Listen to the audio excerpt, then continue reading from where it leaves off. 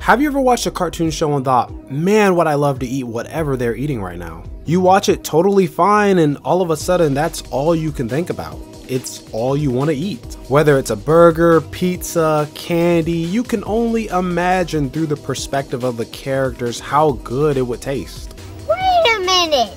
And you see, that's the thing about foods and cartoons. Food is so influential that some shows even base a whole episode, a season, a character's entire identity around a particular food. And I think that's what makes you as the viewer want it as bad as they do. The show treats it as if this particular food is life-changing. And sometimes the food is simply treated as a reward for a hard day's work and is used to help create a bond amongst the characters. And some foods will even go on to change how we as the viewers look at foods in real life, some of which impacted me greatly. Now with all that being said, in this video I'll be going over my top 10 cartoon foods. Now obviously with a top 10, this is my personal opinion, so if you have different entries on your top 10, you're completely fine. Don't shoot me. Also, my list isn't exclusive to just Cartoon Network, so you might find some surprises in this video, and hopefully I can make you hungry along the way. Super thanks are available as well. They're never required, but they're always appreciated. Now without further ado, we're gonna get started off with number 10 on my list.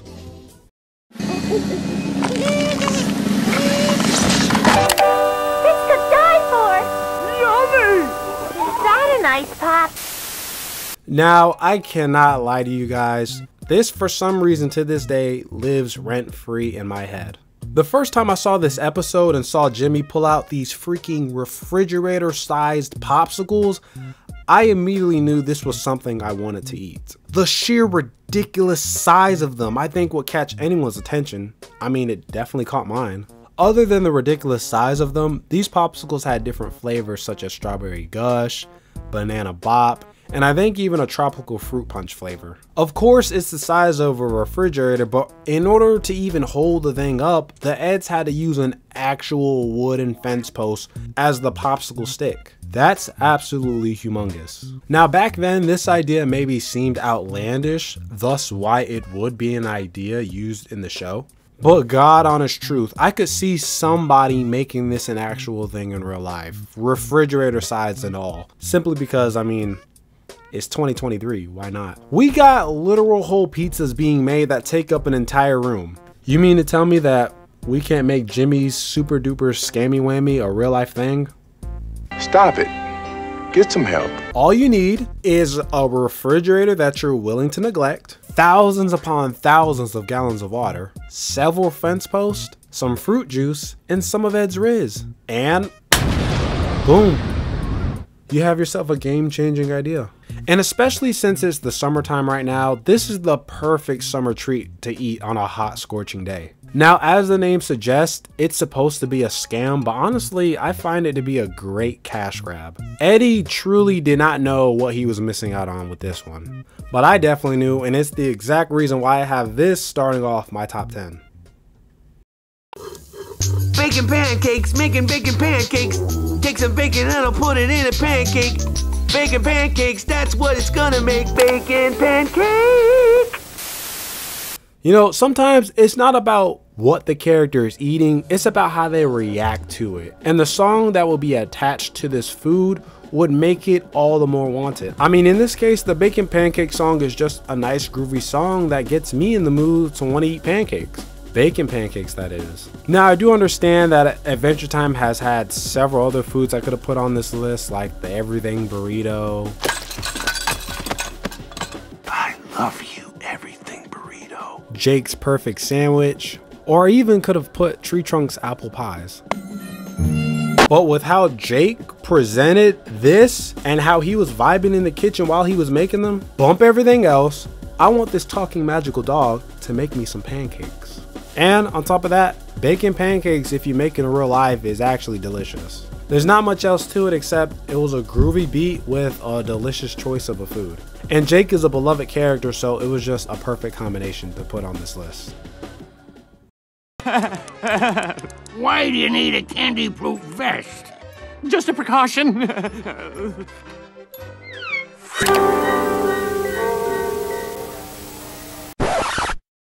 What? Say again? You say it's wrong to want another man's wife. She's made out of candy. She's not even real. Peppermint Larry shows her off anyways. And it's 2023. Adam 22's sharing his wife with everybody. Why can't Peppermint Larry share off his? All jokes aside, I had to put her on this list. I mean, yes, she is technically the wife of Peppermint Larry, but let's be real, man. I mean, as her name suggests, she's made out of candy, which means she's up for grabs. I mean, just hear what this candy woman has on her. Her hair and lips are made out of licorice. Her eyes made out of peppermints. She has a candy necklace, candy corn nails, a baby pop ring, and supposedly her body is made out of cotton candy. Literally, I gotta stop hitting this. Literally every part of her is edible. And I mean every part. This what happened when I think about you. I get in my feelings, yeah. I start reminiscing, yeah. Next time around, I want it to be different, yeah. I think if it weren't for her always being present in a claymation style, which made her stand out and look somewhat appetizing, I probably wouldn't have put her on this list. And if it weren't for Peppermint Larry always bragging about her. But with how the show presented her, she was definitely a character that all the men wanted to be with, and something that the 8-year-old kid in me wanted to eat. What? Wait, what did I just say? Last piece for today. Who wants it?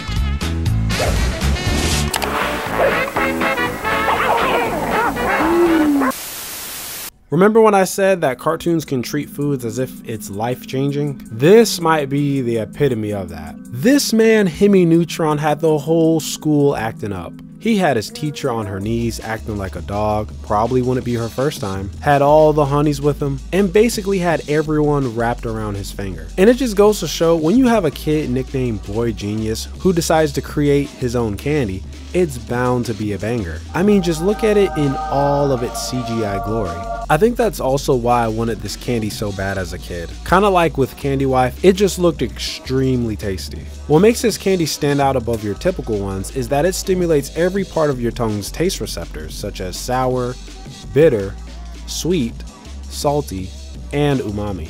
Now personally, my idea of the perfect candy doesn't consist of hitting all of the taste buds, but I can't ignore how everyone reacted to it.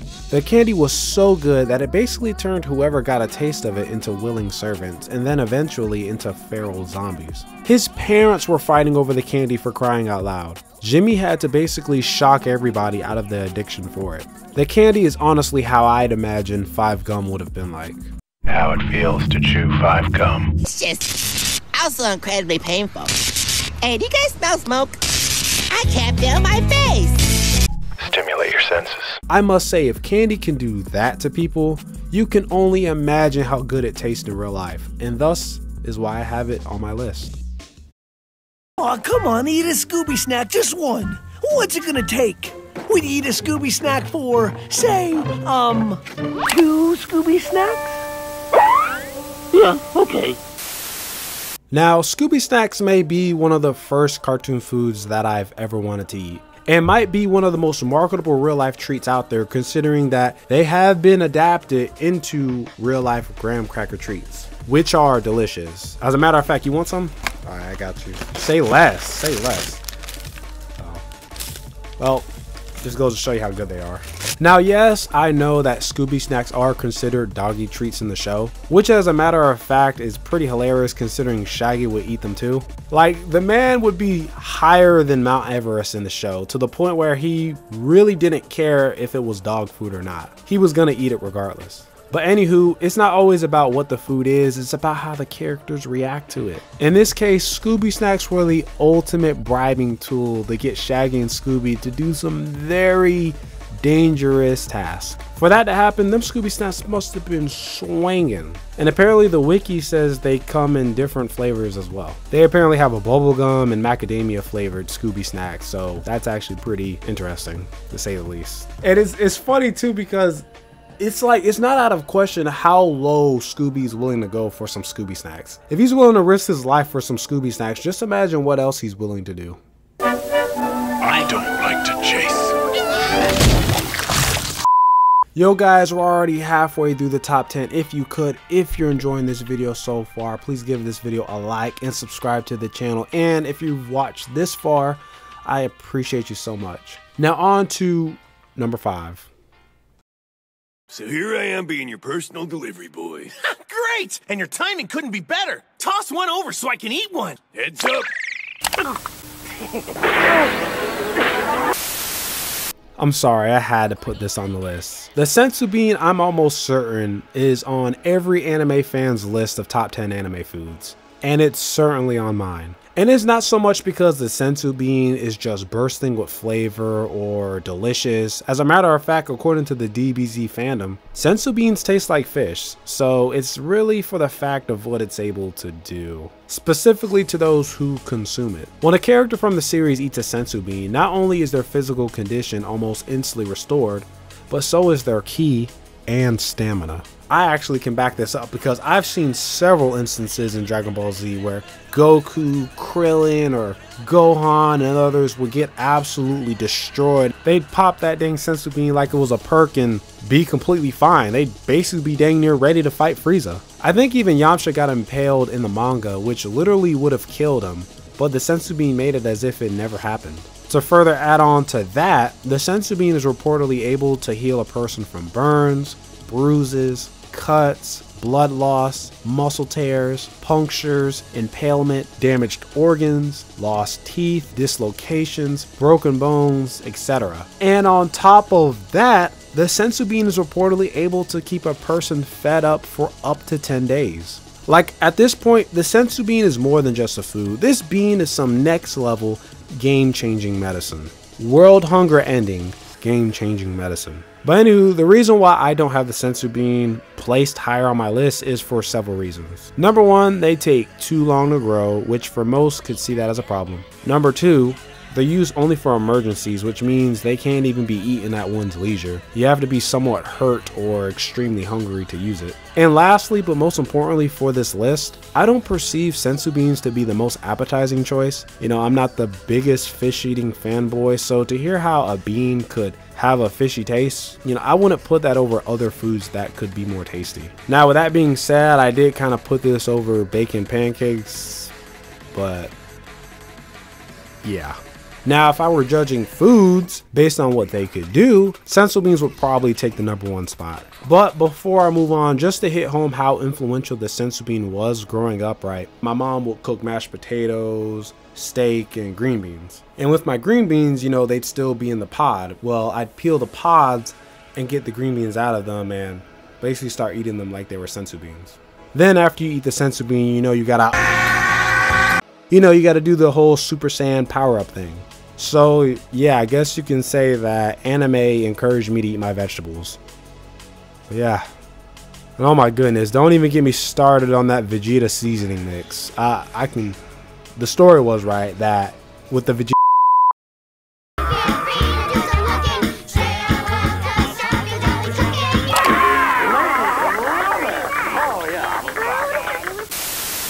Now, I don't know if people realize now that the show has ended just how impactful Chowder was, not only for cartoon animation styles, but more importantly for the food community. Chowder took the very foods we have come to know and love and put a very creative, wacky, and comedic spin on them. And it's hence why when I was considering putting one of the show's foods on this list, I couldn't. I just said freak it. I took most of what the show had to offer in food and put it all as one entry.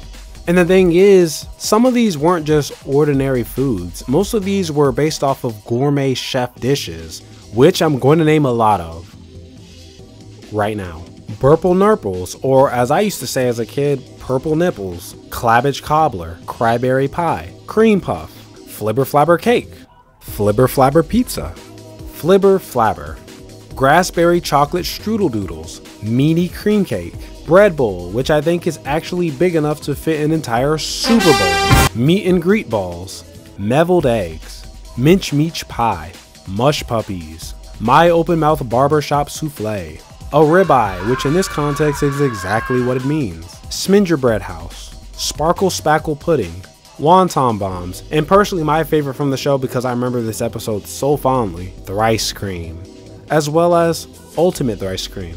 Now the thing about all the dishes that I named is that with wait, I actually forgot one piece of food on here that I wanted to mention. You also have Todd the beefcake.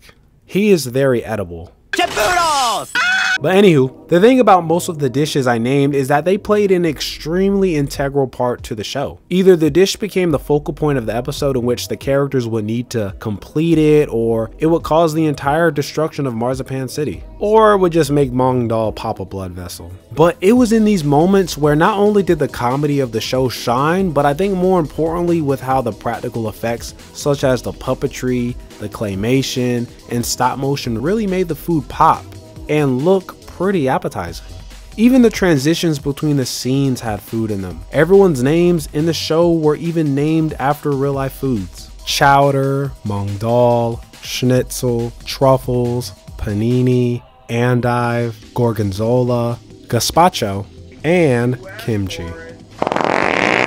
All of this to say, Chowder was a show that absolutely celebrated food. Other than foods becoming iconic and being used as a way to bond characters, it can sometimes be bland and used merely as a prop for the characters to fight with. But Chowder managed to balance all of that by giving the foods personality. Literally. And that to me is what made the show stand out, but more importantly made the foods in the show memorable. Now as for why Chowder's abundant amount of foods isn't even in the top 3, in simplest terms, the last 3 entries had a bigger impact on me. But that in no way negates how great the show was, and even still to this day I would love to try me some thrice cream. Heck, I'd even give Todd a taste test. I mean, you gotta admit, them beefcake areolas are looking quite appetizing. Flapjack! Hey, Flapjack! Come with me, we'll go and see a place called Candied Island! Who needs Candied Island?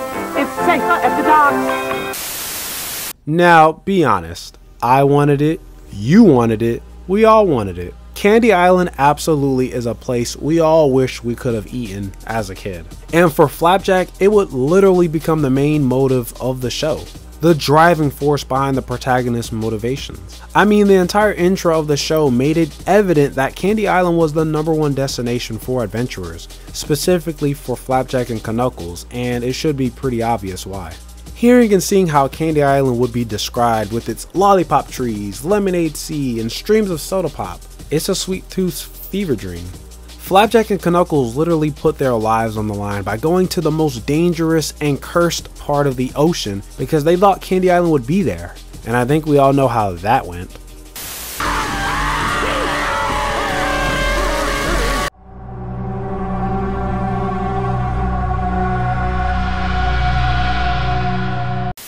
But if it isn't known already, the show would end before Flapjack, Knuckles, and Bubby could find Candy Island. Which honestly is still a huge letdown, all of that anticipation and wonder only for them to never even set foot there. The closest they'd come to getting to Candy Island was that of a stream of saliva from Flapjack. I think the show was teasing that moment in order to set up for a full-on discovery of the island. I mean, that's the only way the show could have ended. Now I know this entry sounds more like a list for disappointing cartoon moments, but make no mistake about it. Because I as a viewer never got to see Candy Island be eaten and enjoyed amongst the characters, it still makes the want and desire for the 8-year-old in me to eat it that much more. And I'm sure you feel the same way too. But you may be like, but Murray, why do you have Candy Island on here when you have the Candy Kingdom? Surely a Candy Kingdom is much better than an island.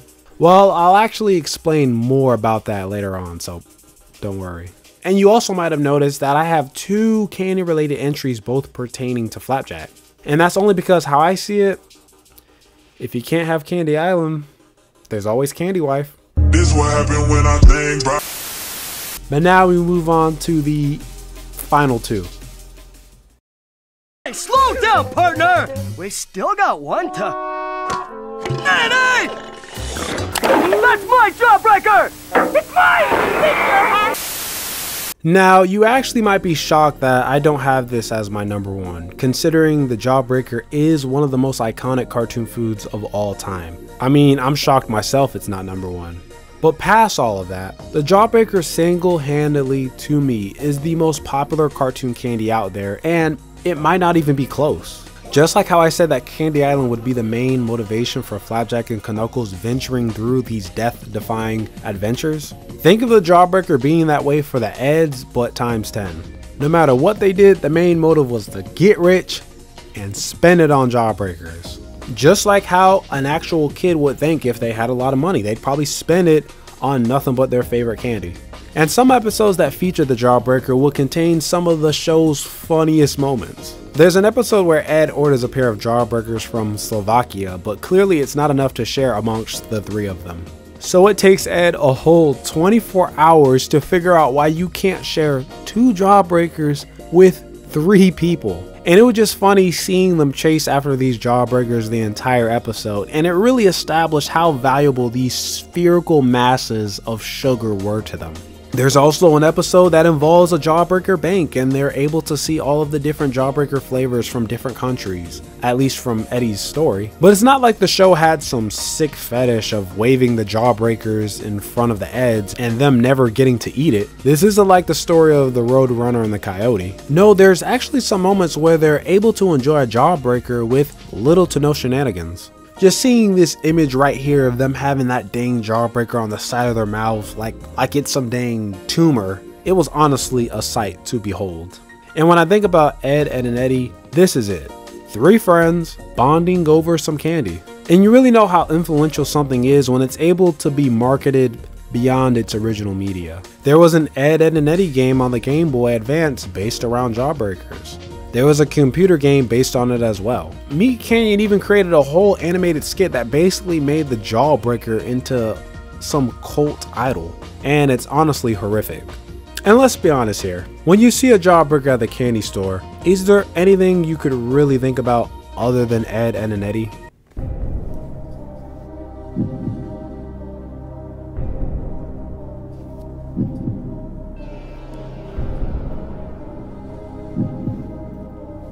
I didn't think so. But one thing you could knock the Jawbreaker for, and this really may be the only reason for why it's so iconic. I don't know if you knew this or not, but the Jawbreaker is freaking massive. If the creator of the show had made the Jawbreakers, I don't know, the size of Gobstoppers or Skittles, then I don't even think it'd even be on this list. It's because of its size that the show was able to do a lot of fun and wacky things with it. And because it was so dang massive in the show, it made it feel grand. Like it made it feel like the Jawbreaker was a big deal. The show's basically telling you that you need this big sugary ball in your mouth. No pause either. And if anyone just walked into the room, I apologize, I'm talking about Jawbreakers. But just to give you an idea of how massive this thing is in the show, I mean, have you ever seen a Jawbreaker in real life? Look at that. Look how big it is. It's like I'm holding a Dragon Ball or something. I don't even think baseballs are this size. Look at that. Maybe like, nah, I'm gonna break my jaw. Like, no, sorry, not happening. I don't have the jaw dexterity of an Ed boy, so I mean, it's just gonna have to be a no for me. And wholeheartedly, the only reason why I don't have this as my number one is because I don't think there's a single cartoon food out there that can beat number one, including the Jawbreaker. But before I get to number one, I think it's only right that I go over some honorable mentions. Up on Food Truck Armageddon, the Grill 'em Up food truck is being credited with creating the world's best burger. The Ultimatum. Head chef AJ Maldonado's been making headlines with his... Now, regular show has a lot of notable food entries that I absolutely could have and maybe should have put on this list. The meatball subs, the psychopathic hot dogs, the grilled cheese. Heck, I could probably even put Benson on here. The show definitely took its foods and made some pretty bizarre episodes from them. They could be trying to order a cake, and next thing you know, they're having to save skips from these omnipotent babies. or the grilled cheese would be the reason why they stop an entire galactic meltdown of the universe. But for this case, I felt the Ultimatum burger had a lot at stake here, especially with the lengths that Mordecai and Rigby were willing to go to eat this burger. Just listen to what this dang burger consists of. It's a large cheeseburger, stuffed inside an even larger cheeseburger, and guess what the buns for the burgers are? If you said that they'd be 2 deep fried burgers for buns, God bless you. The burger of course contains layers of cheese, but also contains a special ketchup from the Himalayan mountains. Literally, if diabetes, high cholesterol, and I don't know, secondhand smoke were a food, this would be it. But it's not on this list because it's unhealthy, it's on this list because it sounds freaking delicious. And if you take into account that this burger only comes around every 100 years and is sold once per customer, the sacredness of this burger is otherworldly. Unfortunately, Mordecai and Rigby wouldn't be able to enjoy this beast of a burger because Benson's hungry ad decided to eat both of their burgers, even though he really wasn't interested in it. But yeah, people have gone out their way to replicate this burger in real life, and it's honestly a burger I really wanted to eat simply because of the sheer ridiculousness of it. And as we all know, it's really not a regular show food unless it has some type of death-defying factor put into it.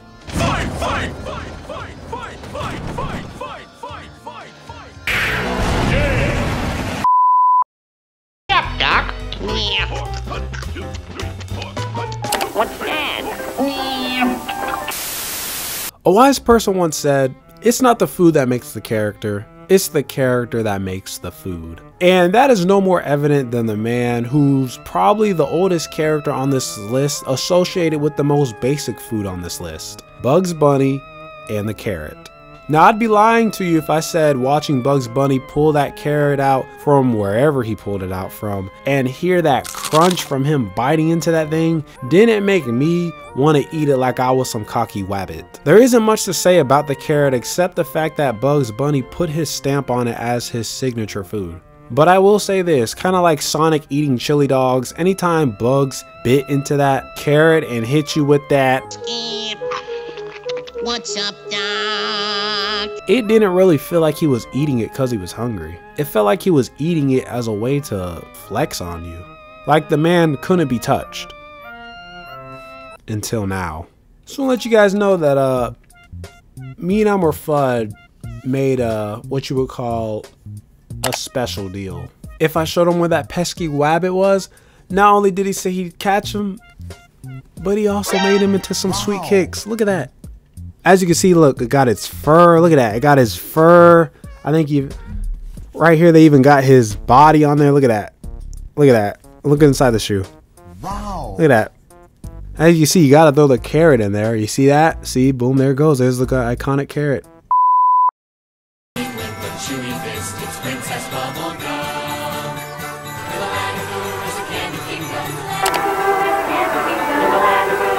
Adventure time!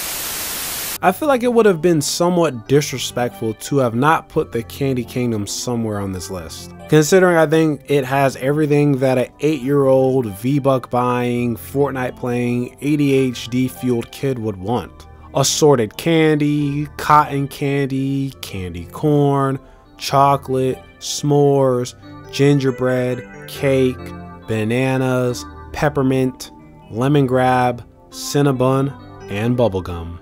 And I know I'm probably missing several hundreds more, but you get the point. Candy Island may have been unlike any other place that we've seen outside of Candy Island, and maybe Willy Wonka.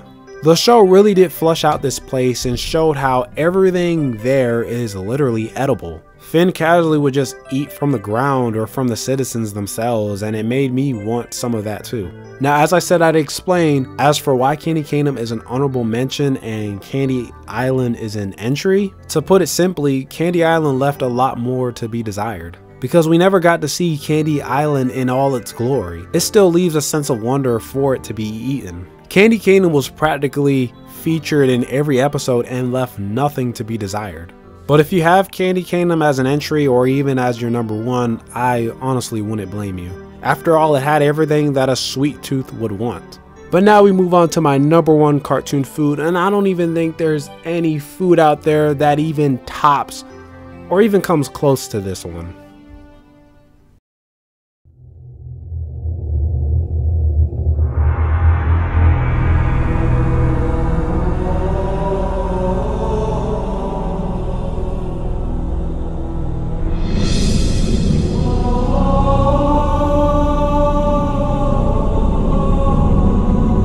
Psych!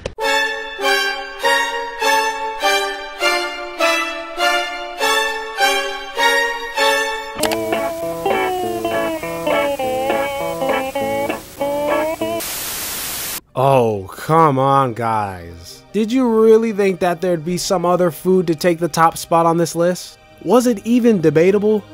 I mean, maybe.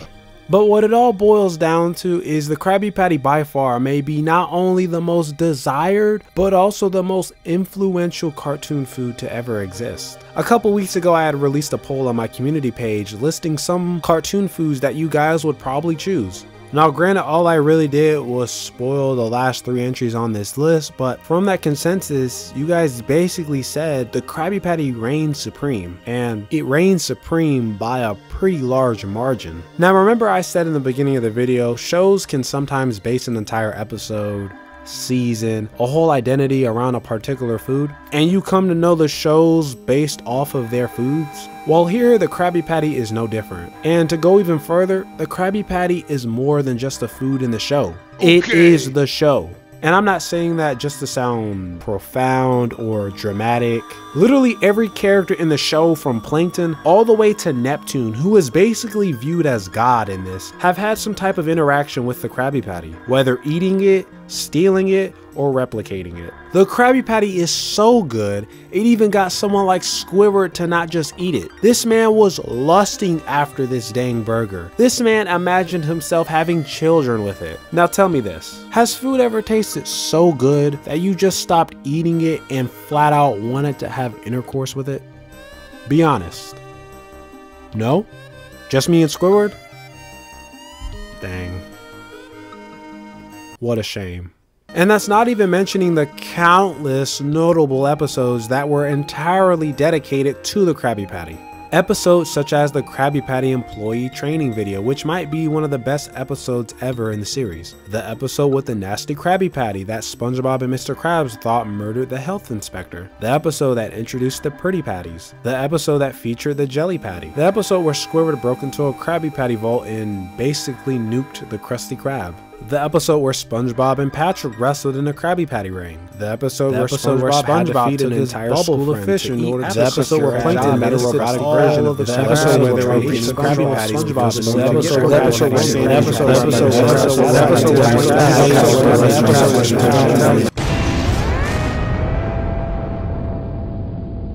With its many inclusions and different variations, the Krabby Patty really stamped itself into your subconscious as a food that you should always be thinking about, whether you're hungry or not. And honestly, that's really what a lot of mainstream restaurants aim to do. Kinda like how when you see yellow and red, you think about McDonald's. Well, when you think about SpongeBob, you're probably thinking about Krabby Patties. And I haven't even begun to tell you what the Krabby Patty even consists of that makes it such a delicacy for the characters. The Krabby Patty, of course, is made from a frozen patty with lettuce, onions, tomatoes, sea cheese, mustard, ketchup, and most importantly, as Mr. Krabs would say, the secret Krabby Patty formula. Now with all that, obviously the Krabby Patty sounds like your typical burger, but here what made it stand out is the mystique behind the formula. To this day, there obviously is a lot of speculation and wonder behind the secret formula, but all of that would just add on to even more to how bad I wanted to eat this as a kid, and even now I still do. Watching characters like Squidward and Patrick suck down Krabby Patties like it's oxygen really showed how delicious it was. I don't know if you guys knew this, but the Krabby Patty is meatless. No animal meat whatsoever. Now I know for the longest time there was a theory out there suggesting this idea that the Krabby Patty contained crab meat, which would explain why Mr. Krabs was the only crab to appear in majority of the show, but also would make him a cannibal.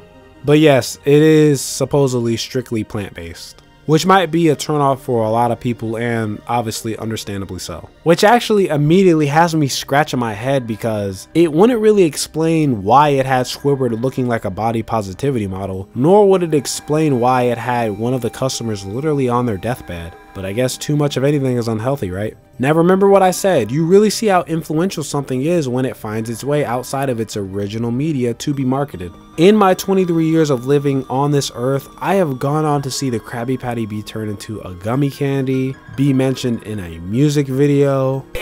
Call me SpongeBob, Krabby Patty. Katy Perry supposedly dressed up as a Krabby Patty for the Met Gala. Of course, Meat Canyon would feature it in their Twisted Fantasy.